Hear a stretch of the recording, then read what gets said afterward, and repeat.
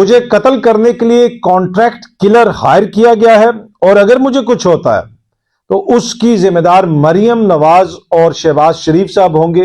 अली अमीन गंडापुर साहब की जब खान साहब से मुलाकात हुई तो खान साहब ने उनसे पूछा कि अकबर एस बाबर साहब ने कहा है कि पीटीआई के गैर मुल्की जो खुफिया बैंक अकाउंट हैं उनकी तहकीकात करवाई जाए। पाकिस्तान तहरीक इंसाफ की कोर कमेटी का इजलास भी हुआ, उसके अंदर कुछ चीजों के ऊपर इतफाक हुआ, कुछ चीजों के ऊपर लोगों ने तनकीद की और इस्लामाबाद में भी एक जलसे के लिए एप्लीकेशन दे दी गई है। 23 मार्च की रात को जलसे की इजाजत दी जाए। अगर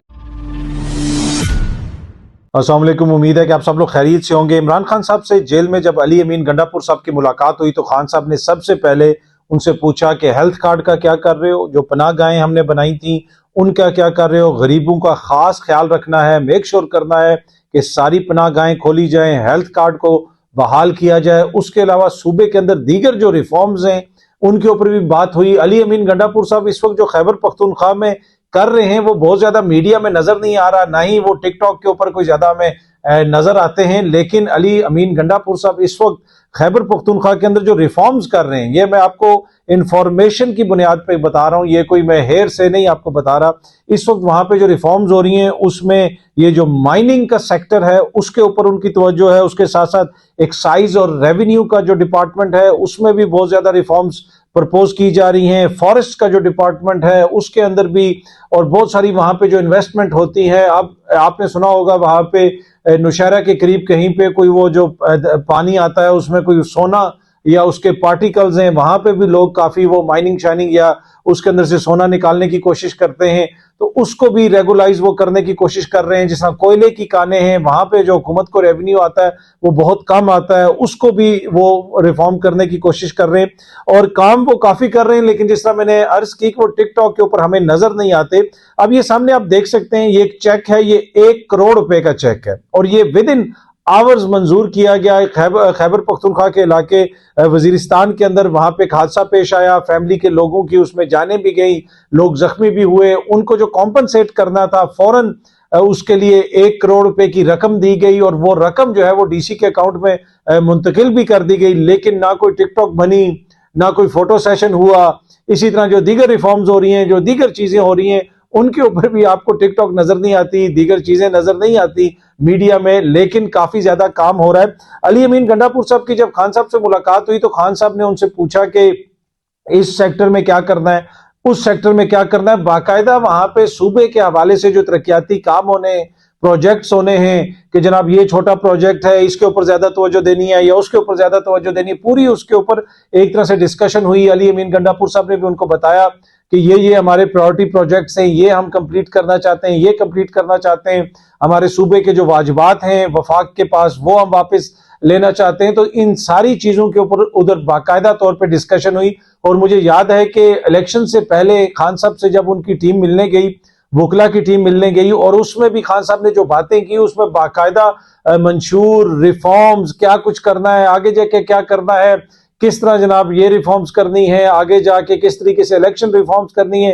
क्या कुछ प्रपोज करना है, पूरा मंशूर उन्होंने उनको बताया और बाकायदा डिस्कशन हुई। ये नॉर्मली तो होता है ना, जो शख्स जेल के अंदर हो वो जो लोग आते हैं वो कहेगा कि यार मेरे केसेस का क्या हो रहा है, केसेस का जल्दी करो या ये करो वो करो। नहीं, ऐसी कोई बात ही नहीं हुई। बाकायदा जो बातचीत हुई उसमें खैबर पख्तूनख्वा की अवाम और खैबर पख्तूनख्वा के वो लोग जो लेस फॉर्चुनेट हैं, अली अमीन को खान साहब ने सबसे पहले ये कहा कि मेरे सूबे के जो गरीब लोग हैं उनका तुमने खास ख्याल रखना है, और बाकी जो दीगर रिफॉर्म्स वगैरह वो मैंने आपके साथ शेयर कर दी। अच्छा जी, मुझे कत्ल करने के लिए कॉन्ट्रैक्ट किलर हायर किया गया है और अगर मुझे कुछ होता है तो उसकी जिम्मेदार मरियम नवाज और शहबाज शरीफ साहब होंगे। ये कहना है शेर अफजल मरवत साहब का। आज मीडिया से बात करते हुए वहां पे उन्होंने कोर्ट के बाहर काफी संगीन किस्म के इल्जामात लगाए। उन्होंने ये भी कहा कि सियासत में तशद्दुद का जो रुझान है वो नहीं होना चाहिए, किसी के लिए भी बेहतर नहीं है, ये बहुत खतरनाक होगा सियासतदानों के लिए। मुझे कत्ल करने के लिए कॉन्ट्रैक्ट किलर को हायर किया गया है। शहबाज शरीफ और मरियम नवाज के खिलाफ दरखास्त मैंने दायर कर दी है। मुझे कुछ हुआ तो ये दोनों जिम्मेदार होंगे। FIA को शवाहिद दे दिए हैं, ये शेर अफजल मरवत साहब ने कहा, ये सामने आप देख सकते हैं। ARY न्यूज ने भी इसको रिपोर्ट किया और इससे पहले भी शेर अफजल मरवत साहब ये इल्जाम लगा चुके हैं कि किसी भारतीय शहरी के जरिए کسی کانٹریکٹ کلر کو ان کی سپاری دی گئی ہے. اب دیکھتے ہیں کہ اس کی جو تحقیقات ہوں گی آگے کیا نتیجہ نکلتا ہے، پر یہ الزام بڑا سنگین نوعیت کا ہے. اچھا، اب اکبر ایس بابر صاحب نے کہا ہے کہ پی ٹی آئی کے غیر ملکی جو خفیہ بینک اکاؤنٹ ہیں ان کی تحقیقات کروائی جائیں. اب یہ اکبر ایس بابر صاحب آپ کو پتا ہے یہ کہتے ہیں میں بانی رکن ہوں پاکستان تحریک انصاف کا، اور یہ واقعی بانی رکن ہے کیونکہ ان کی بات مان کے جس طریقے سے قاضی فائز عیسیٰ صاحب نے وہ فیصلہ سنایا تھا بلے والا، جب انتخابی نشان واپس لیا گیا تھا تحریک انصاف کا، تو وہاں پہ اکبر ایس بابر کا بڑا کلیدی کردار تھا. انہوں نے وہاں پہ سپریم کورٹ کے اندر باقاعدہ گواہی دی تھی، اور وہاں پہ ایک دفعہ معزز عدالت نے یہ ریمارکس بھی دیے تھے کہ جناب جو بانی رکن ہو اس کو کیسے نکالا جا سکتا ہے جماعت سے. تو یہ بڑے امپورٹنٹ ہیں اکبر ایس بابر صاحب، اور اب انہوں نے خط لکھ کے ان مبینہ خفیہ اکاؤنٹس کی تحقیقات کا مطالبہ کیا، اور یہ خط انہوں نے محسن نقوی صاحب کو لکھا ہے. اب دیکھتے ہیں کہ جو تحقیقات ہوں گی وہ کب ہوتی ہیں اور کیا چیزیں سامنے آتی ہیں. جو بھی چیز سامنے آئے گی وہ ہماری کوشش ہوگی کہ آپ سے شیئر کی جائیں. اچھا، آج پاکستان تحریک انصاف کی کور کمیٹی کا اجلاس بھی ہوا، اس کے اندر کچھ چیزوں کے اوپر اتفاق ہوا، کچھ چیزوں کے اوپر لوگوں نے تنقید کی، اور خصوصاً علی ظفر صاحب اور شیر افضل مروت صاحب نے وہ جو بیان دیا تھا کہ جی ہماری غلطی تھی سنی اتحاد کونسل کے ساتھ اتحاد کرنا، اس کے اوپر کافی زیادہ کرٹیسزم کیا گیا. بعد میں شیر افضل مروت صاحب نے اپنے بیان کے اوپر معذرت بھی کی، وہ بھی میڈیا رپورٹ کر رہا ہے. علی ظفر صاحب نے بھی اس طرح کا بیان دیا تھا، اور بنیادی طور پہ وہاں پہ آرگومنٹ یہ رکھا گیا کور کمیٹی کے اندر کہ بھائی اگر آپ ہی کہہ رہے ہیں کہ یہ ہماری غلطی تھی تو پھر آپ جا کے مقدمہ کس لیے لڑ رہے ہیں عدالتوں میں؟ آپ تو خود ہی مان گئے، اپنا مقدمہ آپ نے خود ہی کمزور کر دیا. ابھی ہم نے اپیل بھی کرنی ہے، لیکن آپ دونوں شخصیات جو ہیں وہ یہ کہہ رہے ہیں کہ اس کی غلطی ہے اور ہماری غلطی ہے، تو لہٰذا تو آپ نے تو اپنا مقدمہ خود ہی جو ہے وہ اس کا فیصلہ سنا دیا کہ ہم غلط ہیں، ہم رانگ سائڈ پہ ہیں، تو ہمیں تو آگے اس کو پرسو ہی نہیں کرنا چاہیے. پھر اگر آپ لوگوں کی بات مان لی جائے تو اس کے اوپر پھر یہی وہاں پہ موقف لیا گیا کہ جناب اب جو بھی فیصلہ ہوگا وہ کور کمیٹی کے اندر ہوگا، جا کے خود اس قسم کے بیانات نہیں دینے، اس قسم کی بات نہیں کرنی. تو یہ ساری چیزیں وہاں پہ ڈسکس ہوئیں. اس کے ساتھ ساتھ احتجاج کی بات بھی ہوئی، جلسے کی بات بھی ہوئی کہ اب ڈیفرنٹ شہروں کے اندر جلسے وغیرہ بھی کریں گے. اسلام آباد میں بھی ایک جلسے کے لیے اپلیکیشن دے دی گئی ہے، 23 مارچ کی رات کو جلسے کی اجازت دی جائے. اگر 23 مارچ کو نہیں دی جاتی تو 30 مارچ کو دی جائے. تو اسلام آباد کی انتظامیہ کو ایک اپلیکیشن دے دی گئی ہے. اس کے علاوہ دیگر صوبوں میں بھی اپلیکیشنز دی جائیں گی. اب تو جمہوری حکومت آ چکی ہے، نگراں حکومت جا چکی ہے، تو کوئی مسئلہ نہیں ہونا چاہیے. امید ہے کہ پاکستان تحریک انصاف کو جلسے کی اجازت مل جائے گی، جس طرح ساری دیگر جو سیاسی جماعتیں وہ جلسے کرتی رہی ہیں. بلاول صاحب کرتے رہے ہیں، مریم بی بی کرتی رہی ہیں، دیگر لوگ بھی کرتے رہے ہیں، اور مختلف ادوار کے اندر جلسے وغیرہ تو چلتے رہتے ہیں، اور جمہوریت کا یہ حسن ہے. تو اب دیکھتے ہیں کہ کب وہ جلسہ کرتے ہیں اسلام آباد میں، اور ان کو جب اجازت ملے گی تو اس کے بعد وہ کتنے لوگ اسلام آباد کے اندر اکٹھے کر سکیں گے. اچھا، ایک اور جو خبر آ رہی ہے کہ پاکستان تحریک انصاف کے اندر کوئی فارورڈ بلاک بنانے کی کوشش کی جا رہی ہے، اور یہ وفاق میں بھی ہو سکتا ہے، پنجاب میں بھی ہو سکتا ہے. کیا اس سے کوئی فرق پڑے گا؟ ہو سکتا ہے کہ ان کی عددی اعتبار سے ان کے کچھ لوگ کم ہو جائیں پارلیمنٹ کے اندر، لیکن جنہوں نے 8 فروری کو ووٹ دیا ہے انہوں نے کس کے نام پہ ووٹ دیا ہے؟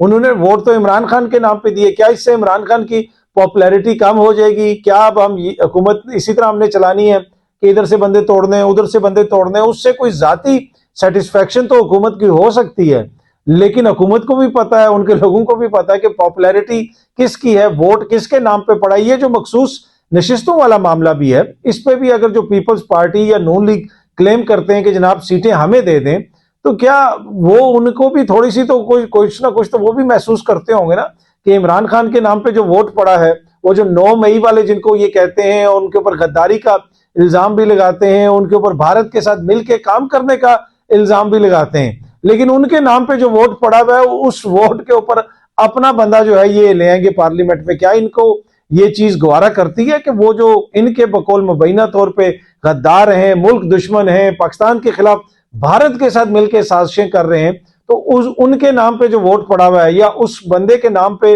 جو لوگ ووٹ لے کے آئے ان کو وہ اپنے ساتھ ملا لیں گے؟ تو کیا پھر وہ غدار نہیں دیں گے؟ اصل تو مسئلہ وہ ہے نا کہ جنہوں نے ان کو ووٹ دے کے بھیجا ہے، جو عوام ہے جو ان کو ووٹ دے رہی ہے، 4 بندے آپ توڑیں گے تو اگلی دفعہ 4 بندے وہ کوئی اور لے آئیں گے، تو اس سے تو مسئلہ حل نہیں ہوگا. مسئلہ تو حل ہوگا کہ جب ملک کے اندر صاف اور شفاف الیکشنز ہوں گے اور معاملات کو آئین اور قانون کے مطابق چلایا جائے گا. پر اینی وے فارورڈ بلاک بننے کی خبریں آ رہی ہیں، اس طرح کی خبریں بھی آ رہی ہیں کہ کیا پتہ سنی اتحاد کونسل کو جو ہے وفاق میں پارلیمانی پارٹی نہ مانا جائے، اس چیز کی بھی چیزیں کہی جا رہی ہیں، اس طرح کی خبریں بھی گردش کر رہی ہیں، پر اب دیکھتے ہیں کہ کیا ہوتا ہے۔ جو بھی تفصیلات سامنے آئیں گی ہماری کوشش ہوگی کہ آپ کو اپ ٹو ڈیٹ رکھا جائے۔ اچھا، آئی ایم ایف کے کہنے پہ بجلی کتنی مہنگی ہو گئی ہے جناب، یہ نواز شریف صاحب نے پوچھا، یہ سامنے آپ خبر بھی دیکھ سکتے ہیں، گیس اور بجلی کتنی مہنگی ہوئی ہے، یہ نواز شریف صاحب نے کہا۔ وزیر اعلیٰ پنجاب مریم نواز شریف اور میاں نواز شریف صاحب کی صدارت پنجاب حکومت کا خصوصی اجلاس ہوا۔ اب یہ پنجاب حکومت میں Mian Nawaz Sharif I don't know مشیر ہیں، وزیر ہیں، کیا ہیں، اور ان جو وزراء ہیں وہ ان کیبنٹ کی یہ میٹنگ تھی یا یہ کوئی خصوصی اجلاس تھا، اس میں انہوں نے شرکت کی، میں بھی وہ گائیڈ کرنے کے لیے وہاں پہ آئے ہوں گے۔ یہ جو خبر بتا رہی ہے کہ سینئر صوبائی وزیر اس میں موجود تھے، اس کے علاوہ جو ہے جو سیکٹری ہیں، چیف سیکٹری وہ موجود تھے، S M B R secretaries, خوراک، زراعت، finance, chairman P I T B اور دیگر متعلقہ حکام نے بھی اس میں شرکت کی، اور میاں صاحب نے پوچھا کہ جناب یہ کتنی مہنگائی ہو رہی ہے، یہ گیس اور بجلی کتنی مہنگی کی جا رہی ہے، آئی ایم ایف کے کہنے پہ اس کا کوئی حل نکالا جائے، غریبوں کے اوپر بوجھ نہ ڈالا جائے۔ اب یہ حکومت جو ہے میاں صاحب کے مشورے سے چلے گی، اچھی بات ہے۔ پچھلی حکومت جو پی ڈی ایم کی تھی، آپ کو یاد ہوگا کہ کابینہ لندن گئی تھی اور ادھر بھی میاں صاحب نے ان کو بڑا جناب لیکچر دیا تھا کہ آپ نے یہ کرنا ہے، آپ نے وہ کرنا ہے۔ اس کے نتیجے میں جو پاکستان میں مہنگائی کم ہوئی تھی وہ بھی ہمارے سامنے ہے، اسحاق ڈار صاحب بھی وہاں سے آئے تھے۔ اب میاں صاحب کی بھی جو ہے اس وقت کوشش بھی ہے، اور یقیناً ان کی یہ ایک جینون کوشش ہوگی کہ ملک میں مہنگائی پہ قابو پایا جائے۔ مریم بی بی بھی بہت کام کر رہی ہیں، آپ کو نظر آ رہا ہے، پر دیکھتے ہیں وہ اس میں کامیاب ہوتے ہیں یا نہیں ہوتے۔ لیکن پنجاب حکومت کے خصوصی اجلاس میں شرکت کی ہے، اور اس کی صدارت جو ہے وہ وزیر اعلیٰ پنجاب اور نواز شریف کی دونوں نے، نواز شریف صاحب دونوں نے اس کی صدارت کی ہے۔ اس کا یقیناً کوئی نہ کوئی اچھا نتیجہ تو نکلے گا پنجاب کی عوام کے لیے۔ میاں صاحب کی عین گائیڈنس کے نیچے حکومت چل رہی ہے۔ کل پنجاب کی حکومت میں کوئی مسائل ہوتے ہیں اور وفاق کی حکومت میں کوئی مسائل ہوتے ہیں تو وہ یہ نہیں کہہ سکتے کہ جی میاں صاحب کا تو اس میں کوئی ہاتھ ہی نہیں ہے۔ اب آپ دیکھ لینا کہ وفاق کے اندر پی ڈی ایم کی حکومت تھی، وزراء جاتے تھے لندن، میاں صاحب وہاں سے مشورے دیتے تھے، اسحاق ڈار صاحب کو وہاں سے بھیجا گیا تھا، لیکن الیکشن کس نعرے پہ لڑا تھا کہ میاں صاحب آئیں گے تو ان کے پاس سارے مسائل کا حل ہے، وہ سارے مسئلے حل کر لیں گے۔ تو بھائی حکومت تو اب بن گئی ہے نون لیگ کی، تو میاں صاحب ملک کے مسئلے حل نہیں کرنا چاہتے، کیوں نہیں بنے وزیر اعظم؟ بن جاتے وزیر اعظم، اب تو ان کا بھائی وزیر اعظم ہے، خود بن جاتے۔ تو یہ کیا وجہ ہے، وہ کیوں نہیں مسئلے حل کرنا چاہتے، یا پھر کوئی اور وجہ ہے؟ یہ کہا بھی یہ جا رہا ہے، دعویٰ بھی یہ کیا جا رہا ہے کہ تمام مسائل کا حل جو ہے وہ نواز شریف صاحب کے پاس ہے، پاکستان کو نواز دو۔ تو بھائی پھر دو نہ نواز پاکستان کو، پاکستان میں یہ نواز شریف صاحب بنا دیں ان کو وزیر اعظم، کیوں نہیں بنایا؟ آپ نے پاکستان کو شہباز دے دیا اور جو ہے نواز نہیں دیا۔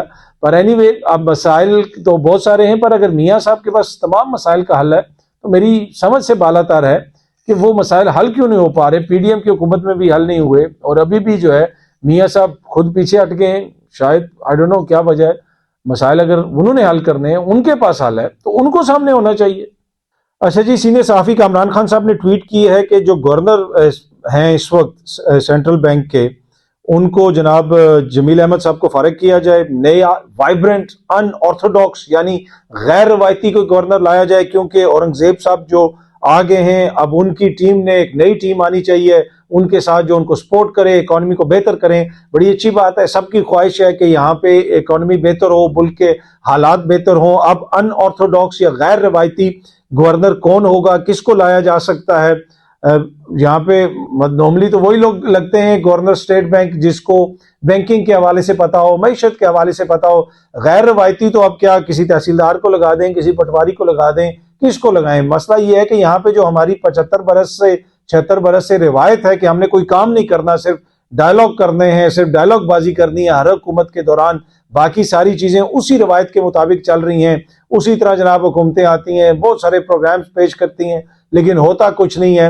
غیر روایتی کے ساتھ ساتھ جو ہماری روایت ہے جو اتنے عرصے سے چل رہی ہے، تھوڑے سے اس کے اوپر بھی نظر ثانی کی ضرورت ہے۔ صرف ایک شخص کوئی چینج نہیں لا سکتا، آپ آئسولیشن میں کوئی کام نہیں کر سکتے۔ یہ نہیں ہو سکتا کہ محمد اورنگزیب صاحب آئیں گے اور آئسولیشن میں پاکستان میں وہ ترقی کی نہریں بہا دیں گے اور یہ ہو جائے گا وہ ہو جائے گا، نہیں، سب کو مل کے کرنا پڑے گا، سب کو اپنی ایفرٹ ڈالنی پڑے گی، اور جب تک اوور آل چیزیں بہتر نہیں ہوں گی تو اس طریقے سے نظام کے اندر وہ جو بہتری کی ہماری خواہش ہے وہ سم ٹائم لگتا ہے ایسے ہے کہ وہ پوری نہیں ہو سکتی جب تک اوور آل چیزوں کو ہم نہیں دیکھیں گے۔ باقی کامران خان صاحب سینئر صحافی ہیں، اچھی بات ہے، ان کو مشورہ دینا چاہیے۔ وہ اکثر کوئی تصویریں وغیرہ لگا کے کہ بس اب آپ نہیں بچانا ہے، بس اب اس نے معیشت بچانی ہے، کبھی 2-3 تصویریں لگا کے کبھی یہ کر رہے ہیں، اب یہ سامنے آ جائیں، کبھی وہ آ جائیں، تو وہ بھی اکثر غیر روایتی مشورے دیتے رہتے ہیں اور غیر روایتی صحافت بھی کرتے ہیں، اس لیے کہ صحافی حکومت چلانے کے مشورے تو لوگوں کو نہیں دیتے، تو جس طریقے سے غیر روایتی مشورے کامران خان صاحب دیتے ہیں اس کے اوپر حکومت کو بھی سوچنا چاہیے اور کوئی غیر روایتی کام کرنا چاہیے اور کوئی غیر روایتی گورنر اسٹیٹ بینک وہ لے کے آئیں، تو اس سے شاید ہو سکتا ہے کہ ملک کی جو معیشت ہے وہ غیر روایتی طریقے سے بہتر ہو جائے۔ ہماری بھی یہی خواہش ہے۔ اچھا جی، آخر میں یہ آپ ٹویٹ دیکھ سکتے ہیں، ایڈوکیٹ سلمان شاہد صاحب کی یہ ٹویٹ ہے۔ یہ پاکستان تحریک انصاف کے لائر ہیں، ان کے جو ورکر وغیرہ جیلوں میں ہیں، مختلف مقدمات میں، یہ ان کو ریپرزینٹ کرتے ہیں۔ آج انہوں نے ایک ٹویٹ کی ہوئی ہے اور گلہ شکوہ کیا ہوا ہے کہ جب پاکستان تحریک انصاف کی قیادت وہاں پہ گئی کسی عدالت میں جہاں پہ ان کے بھی کوئی مقدمہ تھا اور دیگر جو پاکستان تحریک انصاف کے ورکرز آئے ہوئے تھے جو کئی مہینوں سے جیلوں کے اندر ہیں، وہ بخشی خانے میں تھے، اور انہوں نے جا کے لیڈران سے ریکویسٹ کی کہ جا کے آپ ذرا ورکرز سے مل لیں، ہیلو ہائی کر لیں، ان کا حوصلہ بڑھ جائے گا، تو لیکن لیڈرشپ نے ملنے سے انکار کر دیا۔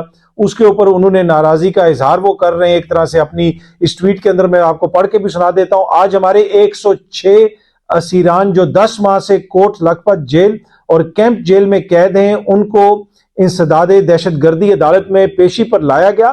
ہمارے تحریک انصاف کے جنرل سیکرٹری عمر ایوب خان اور سینئر رہنما بابر اعوان آج اسی عدالت میں عبوری ضمانت کروانے آئے، تو ہم نے درخواست کی کہ یہ اسیران کا حوصلہ افزائی کرنے کے لیے ان کی بخشی خانے جا کر ان سے ملاقات ضرور کریں، لیکن بابر اعوان نے عمر ایوب کو ملنے سے روک دیا اور خود بھی ملاقات سے انکار کر دیا۔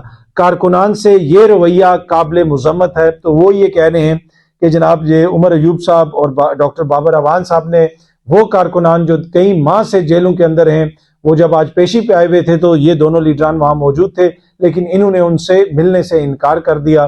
آئی ڈونٹ نو کیا وجہ بنی، کیا وجہ نہیں بنی۔ میں نے سلمان سے بات بھی کی، بعد میں میں نے ان کو کال کر کے ان کا ورژن لیا، انہوں نے کہا کہ جی وہی میں نے ریکویسٹ کی لیکن وہ نہیں مل سکے۔ آئی ڈونٹ نو، میں بھی کوئی سیکیورٹی کا ایشو تھا یا وہ اپنے مقدمے میں بیزی تھے۔ میں نے عمر ایوب صاحب کو کال کی لیکن ان سے کال تھرو نہیں ہو سکی، ان کا موقف سامنے نہیں آ سکا۔